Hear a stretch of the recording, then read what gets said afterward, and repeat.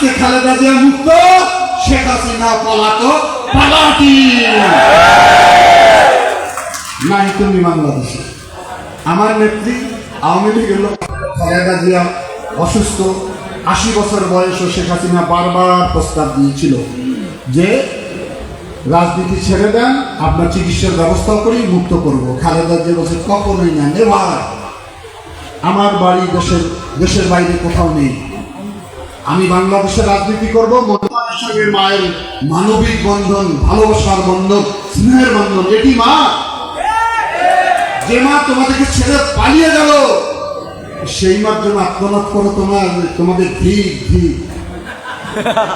কেমন সন্তান। আমাদের অভাব হলে আপনাদের কাছে নেই, আপনাদের অভাব হলে আমাদের কাছে নেই, এইরকম বন্ধন, মেলবন্ধন। এই যে সাম্প্রতিক 5 দিন সরকার ছিল না, বাংলাদেশের বিভিন্ন জায়গায় কিছু হামলা ঘটনা ঘটেছে, মানুষের ক্ষোভ ছিল, বই প্রকাশ হয়েছে। যদি মনে করেন আওয়ামী লীগ করবেন, যুবলীগ করবেন, ছাত্রলীগ করবেন, আপনি যদি কোনো সাধারণ মানুষের ক্ষোভে পড়েন, তখন আপনি এটা হিন্দু মুসলমানের সাম্প্রতিক দাঙ্গা বলতে পারেন না। মুসলমানের বাড়িও আওয়ামী লীগের বিক্ষিপ্ত মানুষের আক্রান্ত হয়েছে, 2-1 জন হিন্দুর বাড়িতে হয়তো হতে পারে। আপনারা একটা মিছিল করেছেন, কিছু লোক এই কালীগঞ্জে কিছু লোক দিয়েছেন লালমনিহাটে। স্লোগান হলো আমার মা পালালো কেন, জবাব চাই। আমি জিজ্ঞাসা করি, আপনাদের মা তো দুর্গা মা। দুর্গার আবির্ভাব হয়েছিল দুর্গার আবির্ভাব হয়েছিল অন্যায়, অবিচার, জুলুমের বিরুদ্ধে। দুর্গা বধ করেছিল অসুরকে, তারপরে সমাজে শান্তি নিয়ে এসেছিল। অসুর হলো শেখ হাসিনা, অসুরকে বধ করছে। তোমাদের মা কিভাবে দুর্গা হলো আর শেখ হাসিনা হলো, এটা আমি বুঝতে পারলাম না। এটা একটা রাজনৈতিক বক্তব্য ছিল, আপনারা রাজনৈতিক হাতিয়ার হবেন না। আমরা একসঙ্গে বসবাস করি, আপনাদের মা হলো দুর্গা, আপনাদের মা হাসিনা না। হাসিনা হলো আওয়ামী লীগের মা। কত বড় হেডাম ছিল, যদি আওয়ামী লীগের ব্যানার নিয়ে এসে যে মিছিল করতো, তাহলে দেখতাম কত ধান কত চাল। সেই জন্য আমরা মনে করি এই সময় কোনোভাবে রাজনৈতিক পানি ঘোলা করা কেউ চেষ্টা যেন আমরা না করি। আমরা একসঙ্গে বসবাস করি, বুকে বুক মিলে থাকি, হৃদয়ে ভালোবাসা দিয়ে আমরা জড়িয়ে থাকতে চাই। এখন দেখেন শেখ হাসিনা অনেক দুর্নীতির ইতিহাস বলতে অনেক সময় লাগবে, আমার আর একটা মিটিং আছে। বলতে চাই আওয়ামী লীগ যে কত বড় ভণ্ড, নির্বাচনে ভোট না দিয়ে বলে জনগণ ভোট দিয়েছে। শেখ হাসিনা বলে যে ফজরের নাম প্রথমে সকালবেলা উঠে আমি জায়নামাজ পড়ি, ছেলেও উপযুক্ত হলে দেখেন শেখ হাসিনা। আর উনি ভণ্ডর মতো ছবি তুলে পোস্টার বানিয়েছিলেন। ওনার এক ভণ্ডর সঙ্গী হলো সালমান প্রমাণ। যতই ভয়ভীতি দেখানো হোক, সেটি নবীর সুন্নত কাটবে, কাটতে পারে? এই দাড়ি কেটে ফেলবে, তাহলে কি ভণ্ড না? আর একটা হলো নাস্তি শামসুদ্দিন মাওয়ানি, বিচারপতি কালামানিক বলেন, সে একটা নাস্তিক। সে সবসময় মাওলানা, ওলামা, মাসেক, বিশ্বাস দেখে রাজাকার বলতো। এগুলো সব রাজাকার। জিয়াউর রহমানকে তো রাজাকার বলতোই, তাদেরকে রাজাকার বলতো। সেই ভণ্ডকে আমি দেখি কলার পাতার মধ্যে শুয়ে আছে, দাড়ি সহ। তাদের 2টা দাঁড়িয়ে ভণ্ডর দাড়ি, একটা লোক কেটে ফেললো, আর একটা নিজেকে আত্মগোপন করার জন্য দাঁড়িয়ে রেখে দিয়েছে। এই ভণ্ডের দল হলো আওয়ামী লীগ। মানুষকে ধোঁকা দিয়ে 15-16 বছর রাষ্ট্র ক্ষমতা দখল করে বসেছিল না? এগুলোর অনেক ঘটনা, অনেক কাহিনী আছে, সেটা বলতে চাই। কালীগঞ্জের উপর একটু কথা খালি বলে নেই। আমি জামান সাহেব যখন উপজেলা চেয়ারম্যান, আমিও তখন উপজেলা চেয়ারম্যান, মোতাহার উপজেলা চেয়ারম্যান, শহীদুল্লাহ সাহেব পাটগ্রামের উপজেলা চেয়ারম্যান, সিরাজুল সাহেব আজিজগঞ্জের উপজেলা চেয়ারম্যান। ভালো, ওনাদের অনেক বংশ, ওনার বাবা এমপি ছিলেন। ওনাকে খালি একটা কথা বলি, ক্ষমতা কি আপনার পরিবারের মধ্যে চিরদিন সীমাবদ্ধ? কাউকে আওয়ামী লীগের আরো তো অনেক বিশ্বাস করতে হবে দল করতে গেলে, যার জন্য পরিণতি ভয়ানক হয়ে গেল। শেখ হাসিনা বিশ্বাস করছে পুলিশকে, বিশ্বাস করেছে বিজেপিকে, বিশ্বাস করছে র্যাবকে, তার সিকিউরিটিকে। শেখ মুজিবকে এমন জায়গায় উঠিয়েছিলেন পৃথিবীতে কোনো রাজনৈতিক নেতার সমালোচনা করা যাবে না এরকম সংবিধান নাই। রাজনীতি করলে সমালোচনা শুনতে হবে, একমাত্র সমালোচনা হবে না নবী পয়গম্বরের। মানুষের সমালোচনা হবে এটা হতে পারে না। তো সংবিধানের অংশ করা হয়েছে যে শেখ মুজিব সম্পর্কে মারা গেলেন, ওনার মৃত্যুর পর তো কারো কোনো ক্ষোভ থাকার কথা না। লাশের উপর কারো ক্ষোভ থাকে? আমরা যখন জানা যায় বিরোধী দলের লোক মারা গেলে আমাকে যখন বক্তৃতা দিতে দেয়, আমি তখন বলি লোকটা খুব ভালো ছিল, মৃত্যু হয়েছে যার লোক, তার উপর তো কারো ক্ষোভ থাকার কথা না। আপনি কেন তার জানাজাটা ঢাকায় পড়তে দিলেন না? করতে দেবেন এই কারণে, আপনার বাবার জানাজা 17টা লোক হয়েছিল, আর দেলোয়ার হোসেন সাইদির জানাজা হলো কয়েক লক্ষ লোক হয়েছিল। এই কারণে আপনি দেন। আর আমি বললাম ডক্টর ইউনূসকে পৃথিবীর যত লোক চেনে, আপনার বাপকে তত লোক চেনে না। এই কথা বলার সঙ্গে সঙ্গে ডিজিটাল সিকিউরিটির একটা মামলা আমার টেকনাফ থেকে তেঁতুলিয়া ভাই কত আদালতে যে আমি গিয়েছি, আমাকে কেউ জামিন দেয় না, আমার কথা কোনো বিচারক শোনে না। এই ছিল বাংলাদেশ, অবরুদ্ধ বাংলাদেশ। সেই বাংলাদেশকে মুক্ত করা হয়েছে।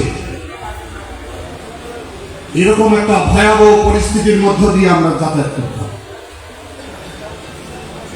মসজিদ কমিটিতে আওয়ামী লীগ, স্কুল কমিটিতে আওয়ামী লীগ, মন্দির কমিটিতে আওয়ামী লীগ, ক্রীড়া সংস্থায় আওয়ামী লীগ। আওয়ামী লীগ তো আসি, বিএনপি যদি পুলিশে কেউ চাকরির ইন্টারভিউ দিয়ে থাকেন, একটা তদন্ত আসে, 5টা তদন্ত হয়, আসে জিজ্ঞাসা করে ওর বাবা কি বিএনপি করে নাকি, ছেলে কি ছাত্র দল করতো, বলে না ছাত্র দল করে না, বাবাও তো বিএনপি করে না।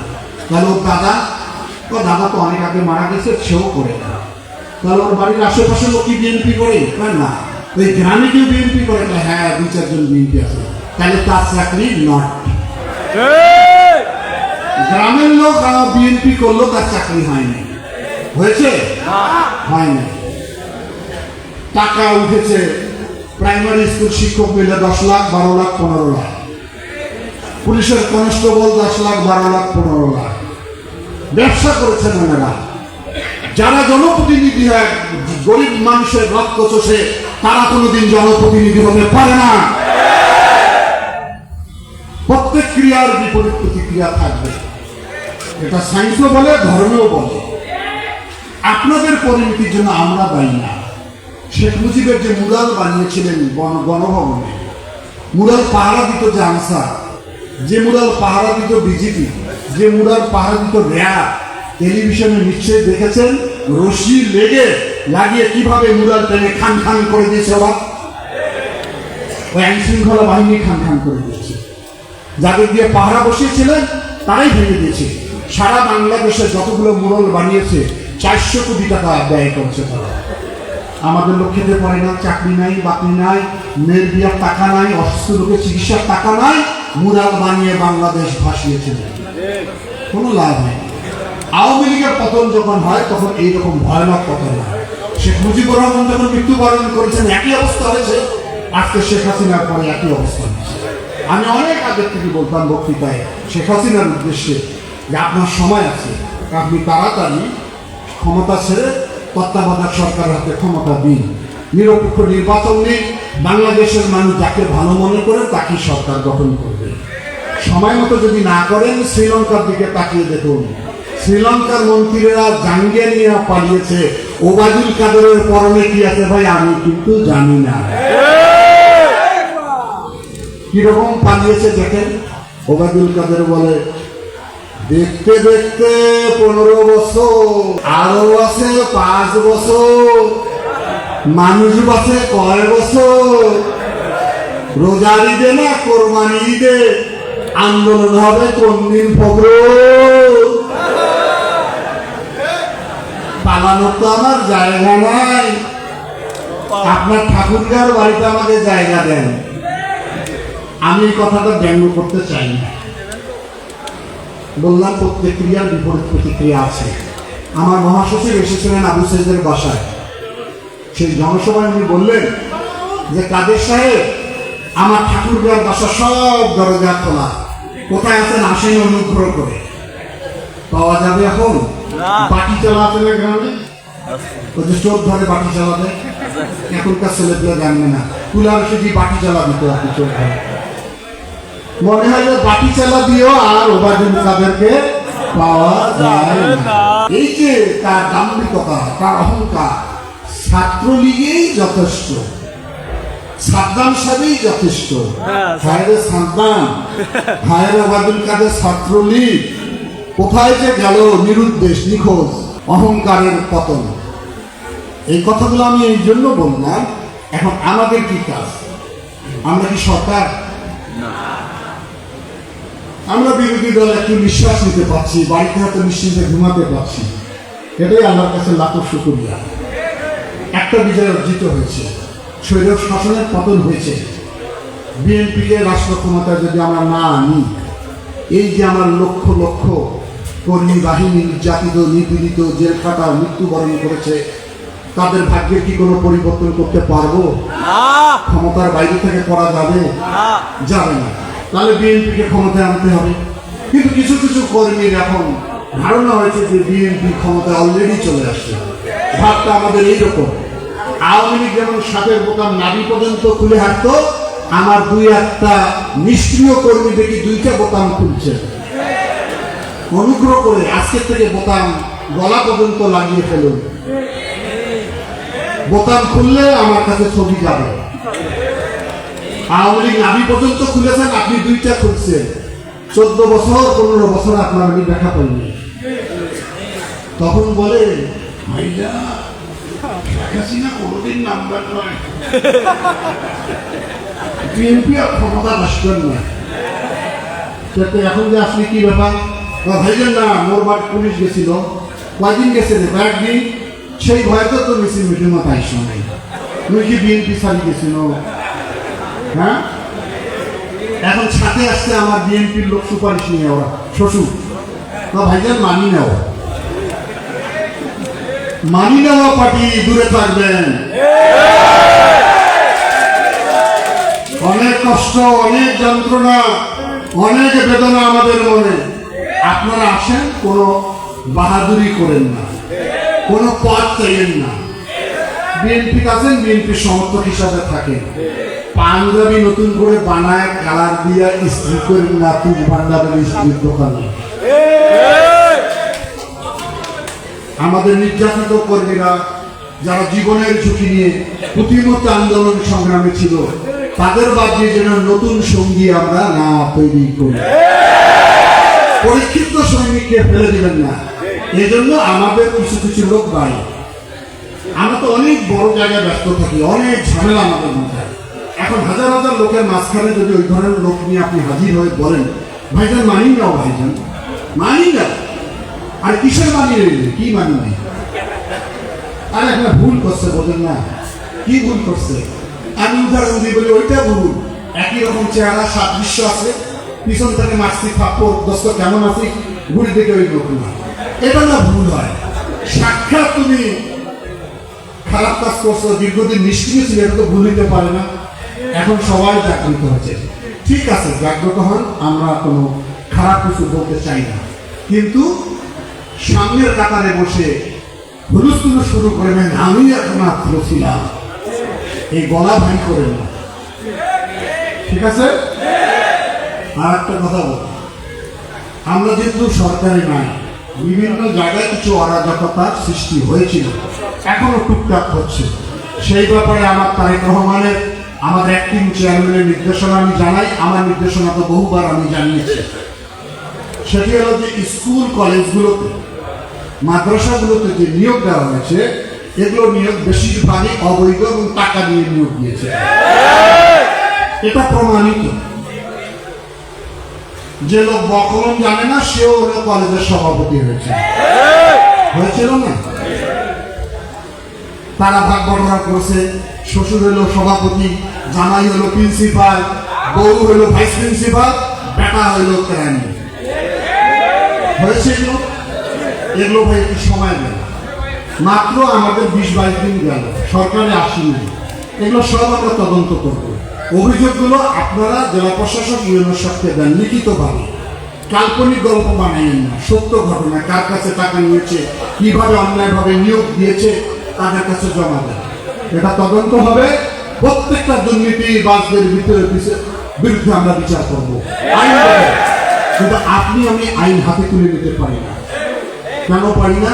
আওয়ামী লীগ যা করেছে ওই কাজ যদি আপনিও করেন, আপনারও অবস্থা কিন্তু একই রকম হবে, একই পথে যাবে। বিএনপি একটা জনমান্য দল, এখানে কোনো ঘুম ধরুন, প্রথমে যদি ঘুমকে ডাইনোক্টন দিয়ে না মারি আমি, দেখা যাবে এই ঘুম আস্তে আস্তে হলন করে দিবে আমাদের। আমরা কিছুদিন পর জনগণের সঙ্গে ভোটের জন্য বলবো, জনগণ বলবে যে এই যে এই যে এই যে এগুলো তো ভেজাল, ভেজাল লোক নিয়ে আপনি ভোট চাবেন। বিএনপি তাদের নির্ভেজাল দল। আমাদের চিন্তায় মগজে ওই ধারণা এখনো কাজ করে, আওয়ামী লীগ খাইছে ভাইয়া, আমরা দুদিন খেলে কি হয়, কি হয়? আওয়ামী লীগ তো পালাইছে, পাশের দেশে জায়গা আছে, তোর কিন্তু পালার জায়গাও নেই। তো পুড়িয়া গ্রিল বানিয়া তুষ ভান্ডারের দোকানে ঝুলি তুলে রেস্টে নিল। আমার কথাগুলো হয়তো খারাপ লাগে অনেকে, এটাই বাস্তব। আমরা যদি এই চেতনা, এই বিপ্লব, এই গণ অভ্যুত্থান থেকে শিক্ষা গ্রহণ না করি, আমাদের পরিণতিও সামনে ভয়ানক হবে। আমরা মানুষের ভালোবাসা চাই, মানুষের হৃদয় চাই, মানুষের সমর্থন আমরা চাই। কারণ ওই ভোট আর হবে না জামান সাহেবের মতো ভোট, রাইতের বেলা পুলিশ সিলমারি বাক্স ভর্তি করে দেবে, ওই ভোট হবে। সুতরাং ভোট যেহেতু নিরপেক্ষ, অবাধ, সুষ্ঠু হবে, সে কারণে ভোটারের প্রয়োজন হবে। ভোটারকে ভালোবাসা না দেখিয়ে কাই কোনটা দখলে ব্যস্ত হয়ে পড়ছেন ভাইয়া আমার।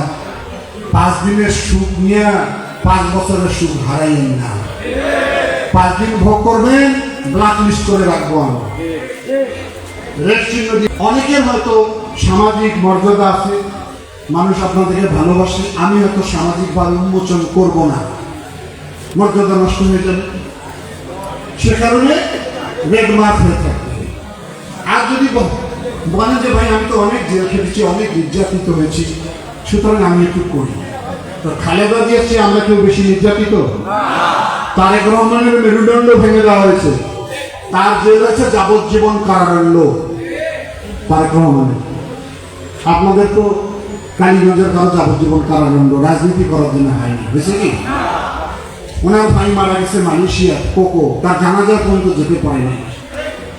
ওনারা যদি বলতে পারে প্রতিহিংসার রাজনীতি বন্ধ রাখেন, শান্তি শৃঙ্খলা ফিরে নিয়ে আসেন, দেশকে উন্নয়নের দিকে আমরা নিয়ে যাব, সেই পথে যদি কেউ কাটা হয়, কাটা সব তুলে দেওয়া হবে, হবে, হবে। সময় 1 দিন আর 2 দিন আর পরের দিন। সেদিন তারেক সাহেব যে ভার্চুয়াল মিটিং করছে, এনারা ছিল, এইরকম করে আঙ্গুল দেখিয়েছিল, এই ঠিক এরকম বলে বসিয়েছিলেন, বলে চিনি, বলে দেখেন এবার না পড়ি, 6 মাস না পড়ি, 3 বছর পরে হলো আমি বসির কলাল দিয়ে টেনে নিয়ে আসবো। ইতিমধ্যে মেসেজ পেয়েছেন, আমার সহ সমপরিমাণ মর্যাদা সম্পন্ন 3 জন সাংগঠনিক সম্পাদককে অব্যাহতি দেওয়া হয়েছে আমার সময়, আর বাকিগুলো নাই বলতেন। অনেক জেলা কমিটিকে বিলুপ্ত করা হয়েছে। সাবধান, খুবই সাবধান। কেউ যদি ধারণা করেন দুলু ভাই বড় বাড়ির থেকে খবর জানে না, সবচেয়ে আম্মকে স্বর্গে থাকবেন, সে সব খবর আমি জানি, কম আর বেশি। সুতরাং আমি মনে করি আজকের এই সভা থেকে ইউনিয়ন আপনারা সভা করে বলবেন, মানুষের ভালোবাসা অর্জনের জন্য যত ধরনের কাজ, সেই কাজে আমরা নিবৃত্ত করি, সেই কাজ আমরা করব। অন্য একটা রাজনৈতিক দল দেখেন কি করে বেড়াচ্ছে, আর আমাদের লোক কি করে বেড়াচ্ছে, সেই কাজ করে মানুষের ভালোবাসা অর্জন করে। আমরা ভালোবাসা নিয়ে ইনশাআল্লাহ এদেশের ম্যান্ডেট নিয়ে বিএনপিকে রাষ্ট্র ক্ষমতায় নিয়ে একটি আলোকিত বাংলাদেশ করতে চাই, বৈষম্যহীন বাংলাদেশ করতে চাই, দুর্নীতিমুক্ত বাংলাদেশ করতে চাই, মেধাভিত্তিক বাংলাদেশ করতে চাই, গণতান্ত্রিক বাংলাদেশ করতে চাই, যে বাংলাদেশের সবার মত প্রকাশের স্বাধীনতা থাকবে। তাহলে মেসেজ ক্লিয়ার, নতুন বন্ধু খুঁজবেন না। আওয়ামী লীগের নেতাদের বলবেন, সামান্য দুই একটা মামলা হয়েছে, তাতে হুঁশ নেই, বেহুশ। কাকে ধরে আর কাকে ধরে না। কত তদবির। আমাদের মারার মামলা হয়েছিল, হত্যা মামলা, ডিজিটাল সিকিউরিটির মামলা, নাশকতার মামলা, মামলার কোনো হিসাব নেই। আমরা কার কাছে গেছি? আমরা কারো কাছে যাইনি। কোর্টে গিয়েছি, জামিন জানি, জেলে গেছি, আবার আসছি, আবার জেলে দিয়েছেন, আবার আসছি। এত ব্যস্ত হয়েছেন মাত্র 18 দিনে, এত ব্যস্ত। আমাদের নেতা কর্মীরা কিরকম কষ্ট ভোগ করেছে, 16 বছর কোথাও জায়গা পায়নি। বিএনপি যদি চার দোকানে বসছে, সেখান থেকে সব আওয়ামী লীগ লোক উঠে গেছে। এত গন্ধ হয়েছিল আমাদের, এত নাকি দুর্গন্ধ হয়েছিল বিএনপি। ইউনুস সাহেব কোনোদিন বিএনপির লোককে ডাকে নাই, আলোচনায় বসায় নাই, মতামত নেন নাই। ওসি সাহেব বিএনপির লোককে বাইরে বন্ধ করে আওয়ামী লীগের লোকের সঙ্গে ভিতরে ভাগ বাটোয়ারা করেছে। সব খবর আমরা জানি। আপনারা প্রজাতন্ত্রের কর্মচারী, আমি মনে করি আপনার ন্যায় নীতিতে থাকে। সরকারের অনেক অন্যায় আদেশ পালন করেছেন। এখন থেকে আপনারা স্বাভাবিক হন, দুর্নীতিমুক্ত প্রশাসন করেন, মানুষকে হয়রানি বন্ধ করেন এবং এই পূর্ব দিগন্তে যে সূর্য উঠেছে আমাদের, সেই সূর্য ধীরে ধীরে মধ্য গগনে গোটা বাংলাদেশকে আলো বিস্তৃত করে আলোকিত করবে বাংলাদেশ। সেই বাংলাদেশ গঠনে যারাই প্রতিবন্ধকতা করবেন, প্রশাসন হোক, রাজনৈতিক কর্মী হোক, তাদের বিরুদ্ধে আমরা ব্যবস্থা গ্রহণ করব। আমরা সবাই ভালোবাসা চাই, মিলেমিশে থাকতে চাই, বুকে বুক মিলে থাকতে চাই। আইনের মাধ্যমে সকলের শাস্তির বিধান করা হবে ইনশাআল্লাহ। ধৈর্য ধরেন, অপেক্ষা করেন। 16 বছর করেছেন, আর 16 দিন অস্থির হয়ে নাকি। কথা ঠিক আছে? রাজি আছেন সবাই? সুতরাং আমার প্রিয় চেয়ারম্যান শুধু লন্ডন থেকে আমাদের মুখের দিকে তাকিয়ে আছে, উনি এখনো দেশে আসতে পারেনি। ওনার আকুতি, ওনার আহ্বান আপনাদেরকে আমি জানিয়ে গেলাম। ওনার আকুতি, বিএনপিকে ক্ষমতায় আনতে হবে। অনেক লোক আমাদের নিহত হয়েছে, পঙ্গু হয়েছে, গৃহহীন হয়েছে, ব্যবসাহীন হয়েছে, চাকরি হয়নি, প্রমোশন হয়নি। এত লক্ষ লক্ষ নেতা কর্মীর দায়িত্ব ওনার ঘরে। ওনার চিন্তা আপনার আমার চেয়ে অনেক বেশি। সুতরাং সে যাতে এই রাজনৈতিক দল পরিচালনা করতে কোনো ব্যাঘাত না হয়, আগামী দিনে বিএনপিকে রাষ্ট্র ক্ষমতা আনতে তার যাতে কোনো কষ্ট না হয়, সেই জন্য তার পথকে আমরা মসৃণ রাখবো। আমি আশা নিয়ে ফিরে গেলাম। সবাই ভালো থাকেন, সুস্থ থাকেন।